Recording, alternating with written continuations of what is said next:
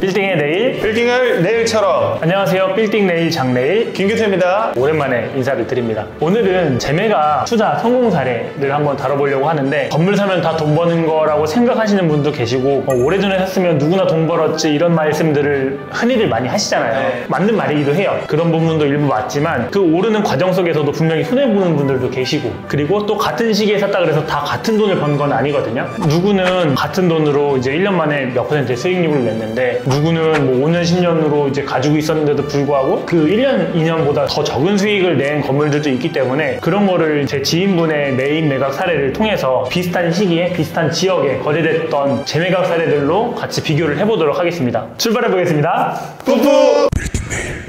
그러면은 어떤 건물이었나요? 홍대 입구역 근처에 있는 건물이었고요. 2020년 말쯤에 88억에 매입을 해서 한 1년 정도 보유를 하다가 2022년 초에 129억에 매각을 한 건물이었고, 단순히 이제 매가로만 봤을 때는 41억의 차익이 생긴 건물입니다. 차익이 41억이라는 차익이다 보니까 이거 뭐 신축해서 신축비는 제외한 거 아니냐고 물어보실 수도 있고, 리모델링을 뭐 대대적으로 해가지고 리모델링 비용은 또 쏙 뺀 거 아니냐 이렇게 보실 수도 있는데, 건물의 건축 행위는 일체 없었습니다. 그래서 이번 성공 사례로 좀 들고 와봤습니다.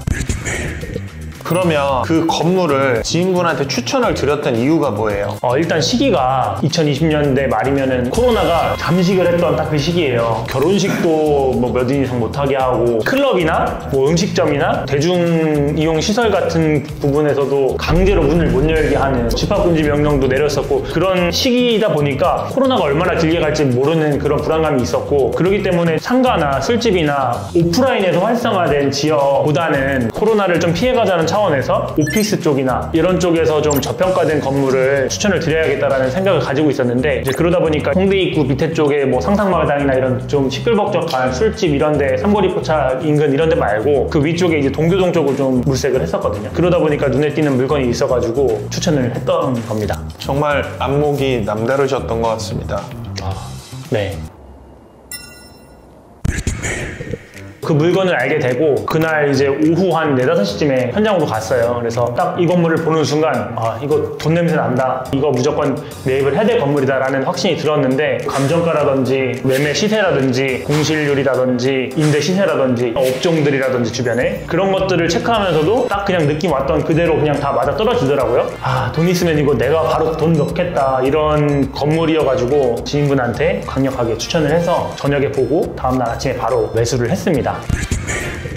자, 그러면은 많은 분들이 좀 궁금해하실 부분이기도 한데, 이거 얼마 보셨는지 재매각 차익에 대해서 되게 많이 궁금해하실 것 같아요. 사실 제일 중요한 게 그거잖아요. 그러니까 얼마 넣고 얼마 벌었냐. 88억에 매입을 했고, 그 다음에 취득세랑 중개수수료를 0.9% 잡으면 취득 원가는 93억 정도가 됐던 것 같고요. 대출 금액은 70억 정도, 보증금이 한 1억 8천 정도 있었어요. 그렇게 해서 현금은 21억이 들어갔었고, 그 다음에 22년 초에 한 1년을 조금 넘긴 상황에서 129억에 매각을 했습니다. 수수료를 0.9%로 잡으면 취득 원가를 제외하고 한 35억 정도가 남았어요. 21억 정도를 넣고 1년 만에 35억을 만들어서 연수익률은 무려 166% 달성했습니다. 차원이 다른 빌딩 투자, 빌딩 내일입니다. 중간에 한 번씩 들어가면 좋을 것 같아. 차원이 다른 빌딩 투자. 빌딩 매입 후에 운영 전략이나 과정 어떻게 되는지 궁금한데요. 처음에는 제가 매입을 하자마자 매각을 해드리려고 했어요. 제가 애초에 계획했을 때 전부 다 명도를 해서 매각을 해야겠다, 매입 당시부터 생각을 했던 건물이고, 매입할 당시에는 임대료가 한 1,720만 원 정확하게 기억을 하거든요. 통으로 임대를 놓게 되면 최소한 3,800 이상은 받을 수가 있겠더라고요. 그래서 이 건물을 매입할 당시에 명도를 먼저 했던 이유가, 명도 완료되는 시점에서 120억에 매입을 할 업체가 있었습니다. 정말 아무것도 안 하고 명도만 해가지고 32억 정도의 차익을 남길 수가 있는 기회가 있었는데, 매수한 지인분께서 조금 더 받을 수 있는 방법이 없을까라고 질문을 주셨고, 그렇게 하려면 임차할 사람은 이미 세팅을 해놓고 매각을 해보자라고 제안을 드려서 한 3, 4개월 정도 안에 임차인을 전부 다 정리를 했었어요. 3,800에서 4,000 정도의 임대를 같이 좀 진행을 했었고, 한 3군데 업체 정도가 비딩을 했었어요. 어찌됐든 이 건물을 129억에 엑시트를 했었는데, 그렇게 해서 매입하신 분도 129억에 매입을 하셨을 때 임대 수익률이 제법 높게 4% 이상 세팅이 됐던 건물이고, 정말 좀 긴박하게 매입을 해가지고 매각까지 이렇게 척척척척 됐던 건물입니다. 역시 척척박사. 그럼 매수자분은 매입 후에 네. 추가적으로 투자 비용이 어떤 게 들어갔을까요? 일단 이 건물은 신축한 건물도 아니고 또 리모델링한 건물도 아니고 그렇기 때문에 별도의 이제 건축에 관련된 비용은 들어간 게 없었고 이렇게 명도에 필요한 비용 몇 천만 원 정도 그 다음에 이제 있는 보증금은 이제 반환을 해줘야 되니까 보증금 그 정도가 이제 나갔던 것 같아요. 그러면은 딱 명도비, 보증금 요거 빼고는 추가적으로 들어간 게 없는 거네요. 그렇죠. 행위로 인해서 들어간 건 없었고 대출이자 부분은 이제 한 1년 정도 납부를 했었죠. 저희 얘기는 많이 드린 것 같아요. 얼마에 사고 팔고 뭐 어떻게 계획 세우고 다 했던 것 같은데 이제 우리 얘기 말고 다른 매매 사례 얘기를 비교 분석 해보겠습니다. 자, 비교 사례 한번 가볼게요. 이 비교 건물 같은 경우는 20년도 말에 63억에 매입을 했고 24년 9월에 70억에 매각을 한 건물입니다.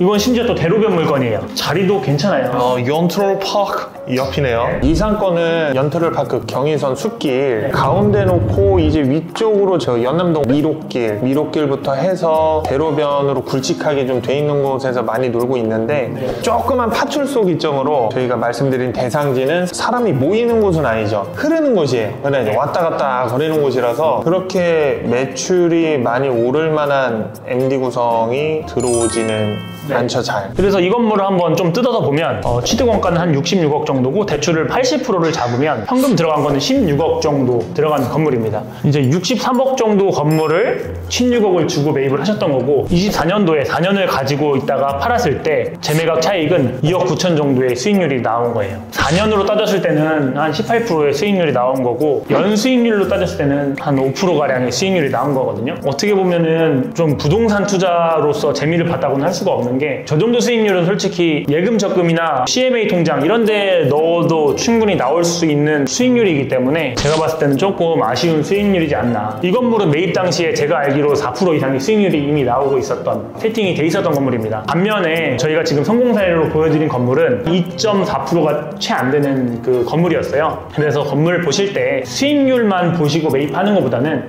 그 뒤에 숨어있는 그 이야기 보따리들을 좀 한번 보시면서 검토를 하시면 좋겠다는 생각입니다. 또 근데 이제 실패 사례로 뭐 건물이 좀 비싸게 팔린 것만 들고 온 거 아니냐 이럴 수도 있는데 주변에 신축 부지로 50년 넘은 건물도 7,400 정도의 거래 사례가 있기 때문에 이 당시에 이제 건물 컨디션이나 연식이 굉장히 괜찮은 건물이었고 매입할 당시에 비싸게 한 건 아니지만 건물이 말끔한 것도 중요하고 상급지에 있는 것도 중요하고 수익률이 잘 나오는 것도 중요하고 하겠지만 본질은 종합적으로 판단을 하셔야 되는 부분 같아요. 오를 수 있는 곳에 사야 된다. 이게 중요한 포인트 같습니다.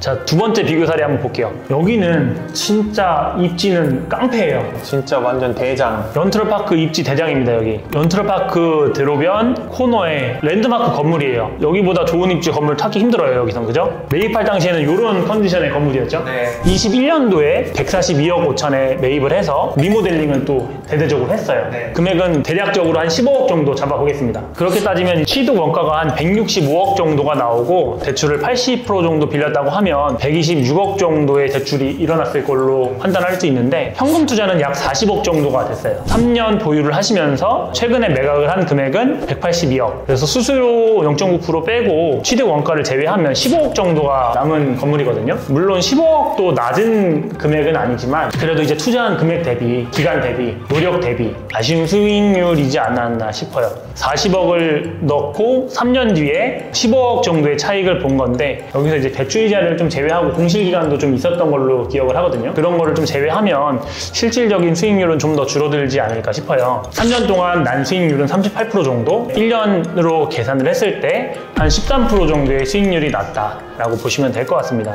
그래서 이것처럼 제가 말씀드리고 싶은 부분은 무조건 상급지라고 돈을 많이 벌 수 있는 건 아니고 상권별로, 지역별로, 입지별로 또는 주변 수요 같은 것들도 복합적인 부분들을 판단을 하셔야지 성공적인 투자가 되지 않을까 싶어요. 맞습니다. 무조건 상권 좋은 데라고 뭐 돈을 다 버시는 것도 아니에요. 오히려 손해보고 나오시는 경우도 더러 봤었고 그래서 아까 이사님이 하신 것처럼 철저한 여러 가지 분석을 통해서 빠른 결정을 내리셔야 좋은 물건이 나왔을 때 빨리 진짜 독수리가 진짜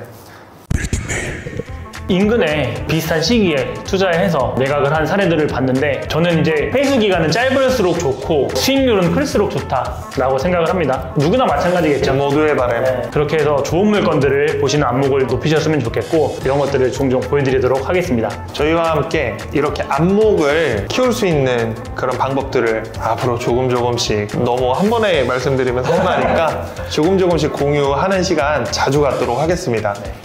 차원이 다른 빌딩 투자. 감사합니다.